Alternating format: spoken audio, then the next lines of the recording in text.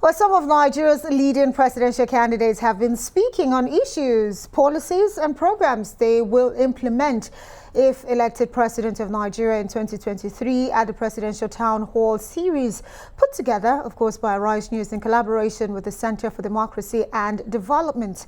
The candidates of the new Nigeria People's Party, the NNPP, Rabiu Kwankwaso, Atiku Abubakar of the People's Democratic Party, the PDP, as well as Peter Obi of the Labour Party, reeled off a few facts during their interaction.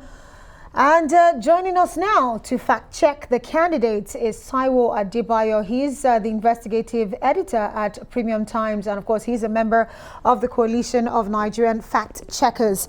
Well, thank you so much for being here, Taiwo. And of course, before we go into the facts as ruled out by the candidates, how would you rate this particular third series of the Arise News Town Hall as compared to the previous two we had?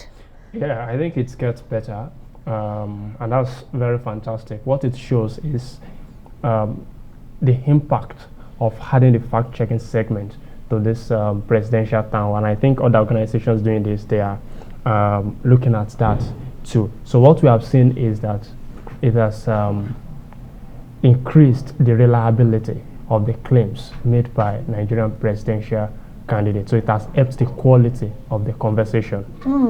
All right, so let's get straight into it right now. And we do know that a lot of facts were reeled out, or statistics by this presidential candidate. But I want to start with something that stood out for me, of course, by the presidential candidate of the PDP, where he talked about agriculture. Let's start from there and hit the road. Yeah, thank you very much. The candidate of the PDP, Atiku Abubakar, claimed that agriculture is the highest employer of labor in Nigeria.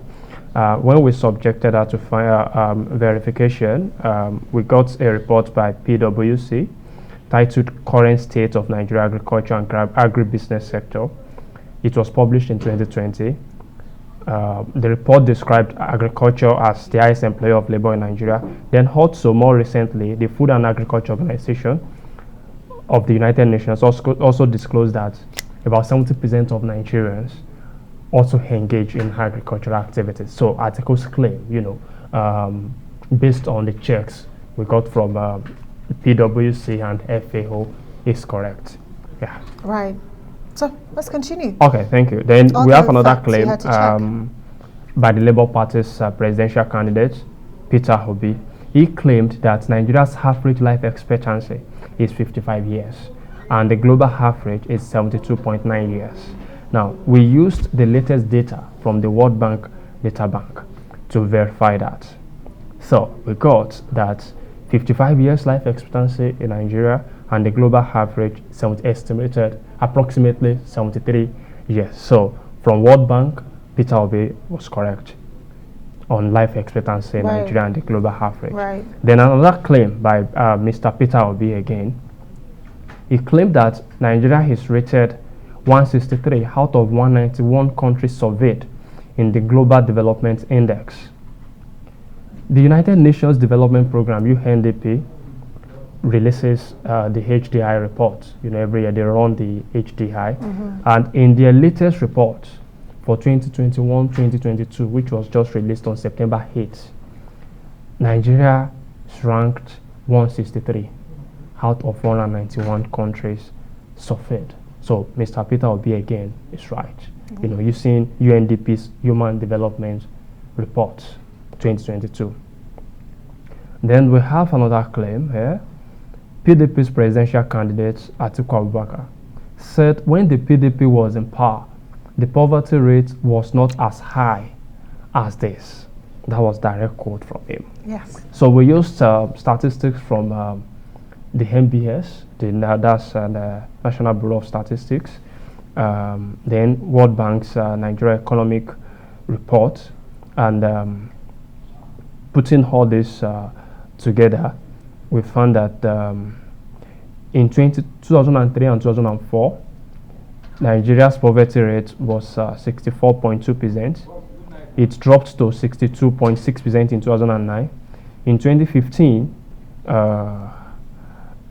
it was about 33.1%, according to a report by Daily Trust.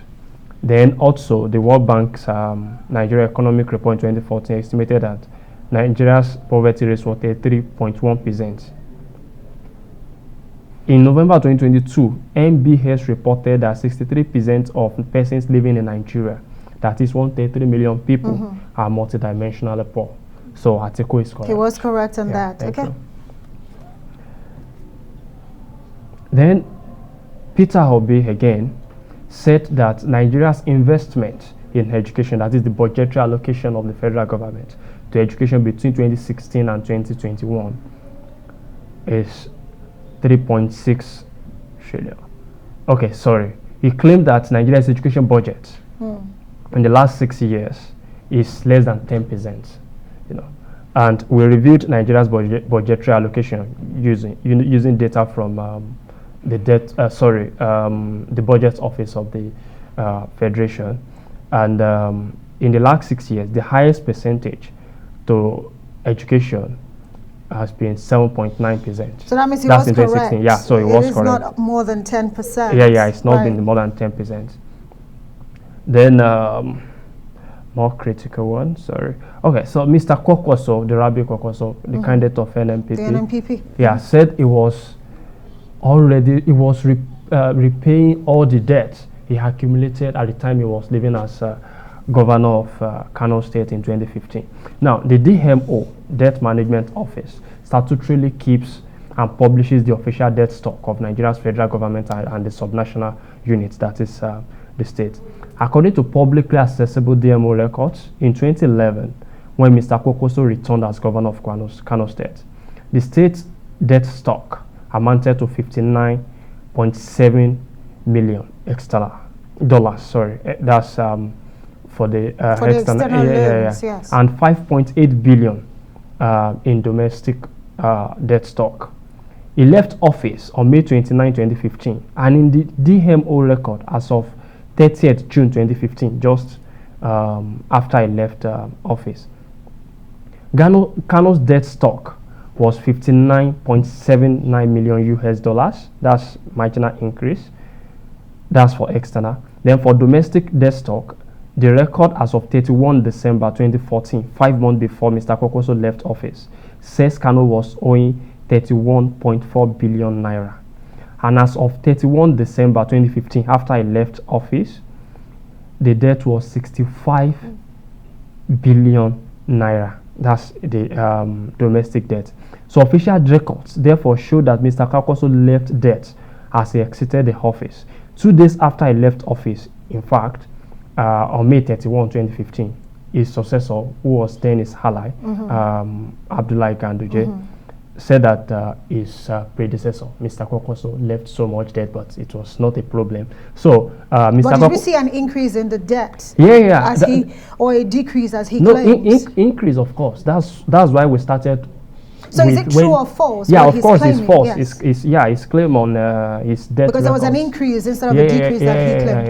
Yeah. So his claim was. What else next? His claim was false.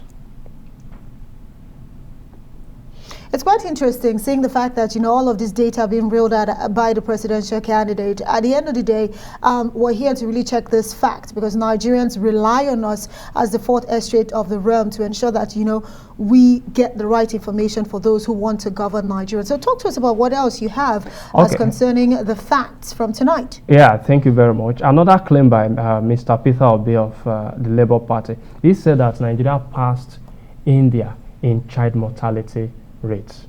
So we used World Bank database to fact check that, and we found that India has 27 of 1,000 live births, and Nigeria has 72 of 1,000 live births. So it's correct. Nigeria has worse. We have child the mortality highest infant mortality rate in the world. Is the world. Yeah. Then he also made a claim that United Nations Development Program uses education as one of the critical segments of HDI. Again, using UNDP, that's also correct. Yeah. Okay. So it's quite interesting tonight. So if you are the fact checker looking at what the candidate said to us tonight, so would you say Nigerians should go to bed really confident that their leaders are in the know as to the true situation of this, what is going on in Nigeria, going by the facts as reeled out today by them? Yeah, thank you very much. You said earlier about the watchdog role of the media, and what we have seen is that in practice. What we have seen again is that with the media holding these candidates to account, with this fact-checking segment, they've become more credible. It means that they did research before they come, and that extends to other sectors, to other areas of our life. So if they are held accountable, if they know that both the citizens have got more active and the media is also holding them to account, I think we would have more responsive and responsible government, because they know that, oh, you can't just do anything or say anything and get away with it. There's a media, there are active citizens who are going to hold you to account for whatever you do or whatever you say. And in the next election, if they know that they will be punished or rewarded for the actions or whatever they say. Absolutely. Well, Taiwo, to get it better. It's quite important what you have just said right now, but as we get ready to wrap up this conversation, are there other important facts that we should look at before we let you go, as it concerns the Arise Town Hall Series season, the third one? Yeah, okay. The last one here is that Mr. Obi, I think, is the star of the night. Well, that's your opinion, but it's not about you and I. It's about the people who are watching from home. It's about the Nigerian electorate, really. Mr. Obi claimed that Nigeria is rated 163 of 191 countries in the Global Development Index. And that's correct. Yeah, we used UNDP's HDR report. I think I mentioned that earlier. Yeah, so that's what we have got. Right. Well, Taiwo, Adebayo, good seeing you again today, and thank you so much for all the work that you do there at Premium Times, as well as other fact checkers. Really listening to what our candidates are saying, so Nigerians make an informed decision come 2023. And of course, we have to say thank you so much to our partners on the Arise News Town Hall Series, the Center for Democracy and Development, as well as even Premium Times, and all of our other friends in the media as well. And Taiwo, thank you so much for helping us unpack.